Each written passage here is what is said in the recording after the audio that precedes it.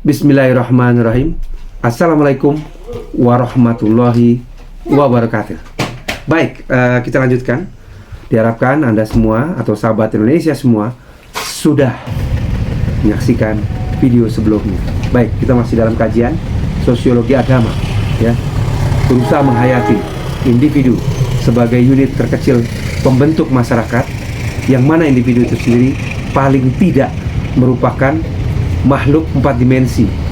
Dia punya dimensi baik biologis, punya dimensi psikologis, punya dimensi sosial, punya dimensi spiritual. Nah, dari sini kita akan mencoba melihat dari sisi peradaban besar. Peradaban manusia hari ini, ternyata di satu sisi, ya, dari sisi teknologi, kemajuan ekonomi, gitu ya, akselerasi kecanggihan teknologi yang bisa membantu kehidupan manusia ini berjalan dengan pesat. Namun di sisi lain ada degradasi peradaban. Kita akan coba kupas yang pertama. Yang pertama adalah degradasi pada fitrah keimanan. Banyak orang hari ini keimanannya turun, atau naik turun, atau terjun ke jurang, kan begitu kira-kira, ya. Jadi mengaku umat beragama, namun perilakunya jauh dari perilaku beragama. Mengaku taat kepada agamanya, ya, atau di kartu tanda penduduknya itu beragama sesuatu, namun kelakuannya jauh dari sana. Dia ketika belajar memisahkan atau mensekularisasi ilmu-ilmu dunia dengan ilmu-ilmu agama. Nah, begitu ya. Agama hanya dijadikan sampingan saja, tidak menyatu dalam kehidupan sehari-hariannya, tidak menyatu dalam kesehariannya. Gini, ditinggalkan begitu saja, dilupakan ketika sedang mengejar dunia. Ini yang pertama. Yang kedua, degradasi kodrat belajar. Manusia lahir sebagai makhluk pembelajar, makhluk yang paling punya rasa ingin tahu untuk belajar di antara makhluk-makhluk lainnya.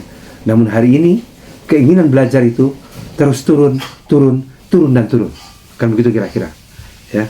Turun terus, sehingga anak-anak hari ini, pelajar, siswa-siswa tidak lagi bergairah untuk mendalami pelajaran yang baru didapatkannya di sekolah, tidak mengulang pelajaran, tidak berusaha memahaminya, bahkan tugas-tugas mencari contekannya dan lain-lain. Artinya apa? Gairah untuk benar-benar memahami ilmu itu terdegradasi. Yang ketiga, degradasi dari sisi bakat. Bakat hari ini hanya disempitkan pada misalnya kesenian dan olahraga saja. Adalah bakat begitu banyak.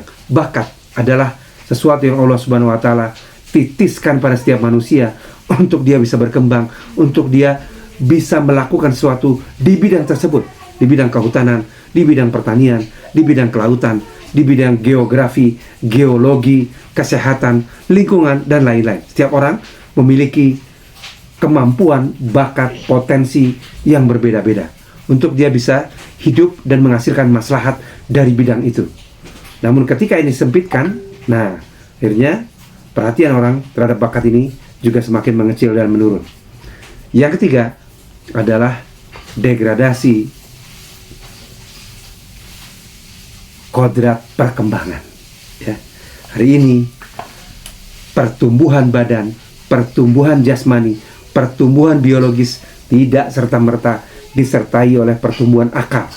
Artinya badan semakin besar, tapi manusia tersebut tidak menjadi dewasa, masih kanak-kanakan, masih labil, ya. Artinya kedewasaan ini tidak tumbuh seiring dengan baliknya atau kedewasaan biologisnya, kan begitu kira-kira. Ini menghasilkan banyak masalah di berbagai penjuru dunia.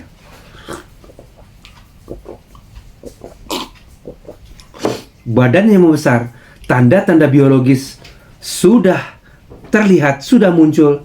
Kemudian gairah seksual kepada lawan jenis juga sudah muncul, namun tidak disertai dengan kedewasaan berpikir. Ini degradasi. Selanjutnya, degradasi dari kodrat seksualitas, ya. Penyimpangan seksual semakin banyak, bukan semakin sedikit. Bahkan negara-negara yang kemudian melihat fenomena ini dan kemudian mengakui, ya, mengakui hal-hal yang berhubungan dengan fitrah seksualitas yang tidak pada tempatnya ini, ya, yang di luar keumuman ini, ya. Artinya ini harus menjadi perhatian kita semua. Sejumlah penyakit, ya, sejumlah, ya, sebut sajalah malapetaka, ya, hubungan yang retak antar, ya, misalnya antar pria dan lain-lain. Kemudian alat kelamin yang rusak, ya, penyakit-penyakit seksual lainnya dan lain-lain, ini semakin banyak, ya. Kajian-kajian tentang ini, pengalaman saya pribadi berhubungan dengan beberapa nakes itu mengungkapkan bahwa para penderita penyakit ini sudah tidak malu-malu lagi, sudah tidak sembunyi-sembunyi lagi, datang ke puskesmas untuk melaporkan penyakitnya yang disebabkan oleh hubungan yang tidak lazim tersebut. Kan begitu, ya. Selanjutnya, degradasi kodrat, nah, pada local advantage dan biological balance, ya. Ya, hari ini keseimbangan alam. Nah, Anda bisa lihat sendirilah kira-kira, ya, bagaimana eksplorasi alam dan dampaknya pada keseimbangan alam. Yang selanjutnya, degradasi pada wisdom and community reality, ya.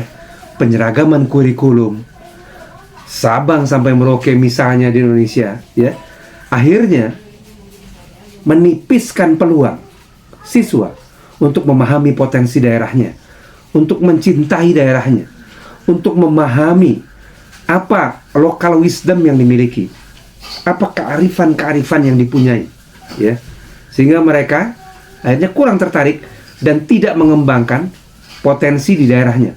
Padahal setiap daerah pasti punya potensi yang bisa dikembangkan. Lanjutnya, degradasi kodrat zaman.